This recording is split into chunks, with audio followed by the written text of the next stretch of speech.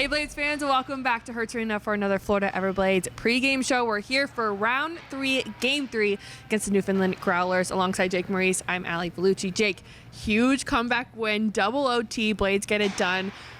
Huge boost for morale. What did you see that was a difference maker and really allowed Florida to get it done?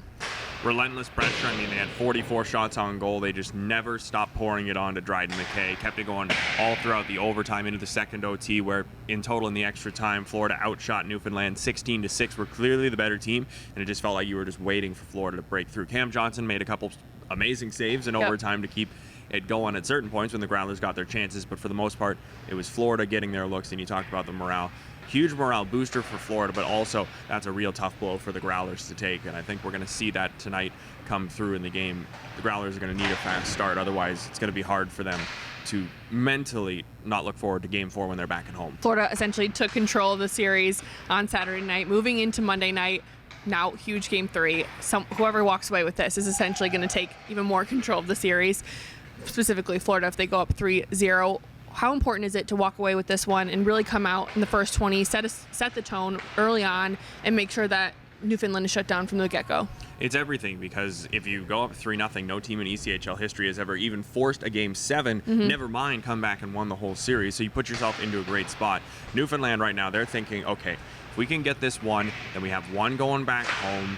We've been really good in our own barn this year so far in the playoffs. They're going to be looking at tonight's game as a chance to reset themselves going back up to Canada, whereas if Florida can take it up to Canada with a 3-0 series lead, you only need to get one win on the road, and Florida so far in the playoffs has won 5 of 6 road games. I think the Everblades would be in a really good spot. Okay, it's a little early for pregame show magic, but I just need to rub in Oliver Chow's success a little bit to you. I called him out on Saturday night. He got 2 goals. What was so stellar about him on Saturday, setting him in those positions to get those kind of points? It's always his vision on the ice. I mean, he knows where to go. He can see the play developing before it really comes through and get himself into the right spot. And then that second goal he scored, so important, getting that right after Newfoundland went up 4-2. You could see it took some energy out of the building, but the Blades come right back down. Chow gets a response goal less than a minute later, and all of a sudden the building is jumping again. Florida eventually ties the game up later in the period, and from there, the Everblades were certainly the better team going forward. So it was that Chow goal, that second one, that really kickstarted the Blades. Yes, Chow has been great for the Blades since coming back, but part of that is his ability to come through in key moments to get the Blades going, especially here at Hertz Arena. He's been a real threat inside this building, and it's great to see. Speaking of heroes, John McCarron, double OT game winner.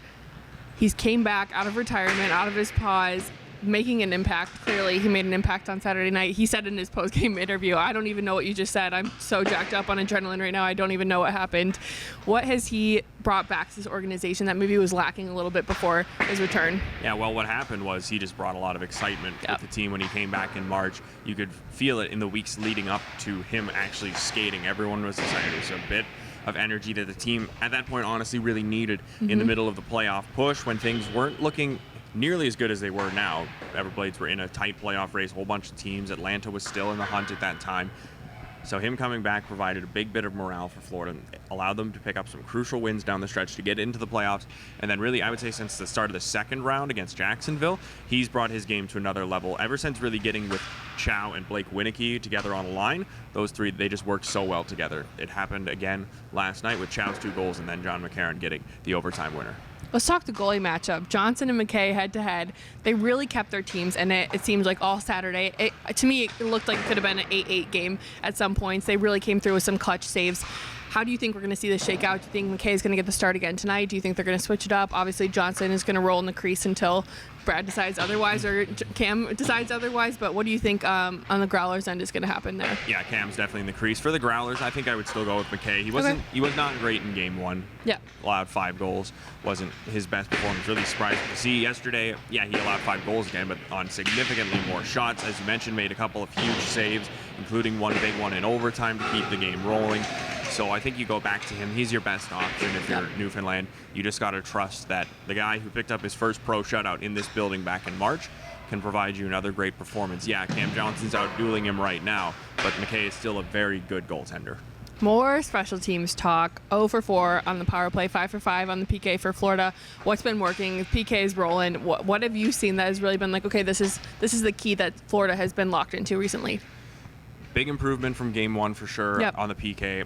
They were much more cognizant about those east-west passes across the ice, Yep. setting guys up on the back door for those quick one-timer opportunities. That's what burned Florida in games 4 and 5 against Jacksonville. So the Everblades, is great to see the onus they've put on that and fixing that up.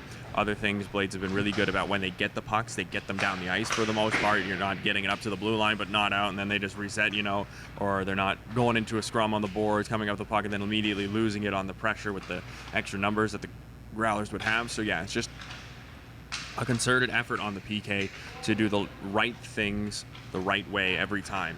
And it came through big. I mean, 5 for 5 against Newfoundland, who's had a very good power play in the playoffs.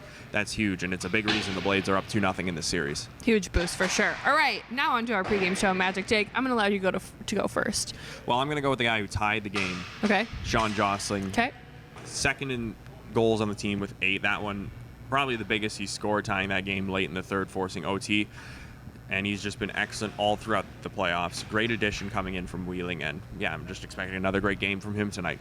I'm going to go with solid choice, Captain Ben Masella. I feel like he's been all over the ice. I don't know what changed or what happened, but he really has been everywhere. It seems like in the corners, kind of getting all over the place, and I think he's going to come out and have a strong showing. He had a great couple games this past weekend against Newfoundland. The McCarran OT winner, primary assist, Ben Masella. They changed one of the Winnicke's goal on Friday to Masella, so he had 2 goals. Oh boy. A couple of things moving for him, and I think he's going to come out strong. Game 3 keys game. What do you got? We talked about it a little bit earlier, the fast start.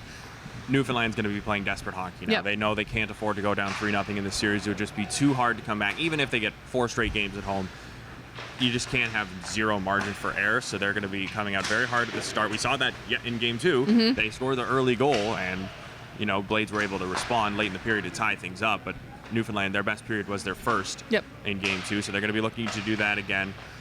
Bodies out front of the net, whether it's the net for Newfoundland and you're going for a goal out front on a rebound, taking some wax to just bash that puck in, or clearing out the front of your own crease. Got to make sure you control the net front, especially Newfoundland has some big bodies like Keenan Suthers, very big body there. And then finally, you got to make sure that you always are making crisp passes, get them tape to tape. Don't want pucks bouncing off of sticks, because Newfoundland, we've seen the speed some of their guys have. If a pass even just a little bit off target, it gives the Growlers an opportunity to quickly take it and burn up in the other direction. You don't want to allow Newfoundland to do that. All right, Blades fans, some Monday Night Hockey coming your way for Game 3. Get loud, warm-ups, and puck drop are up next.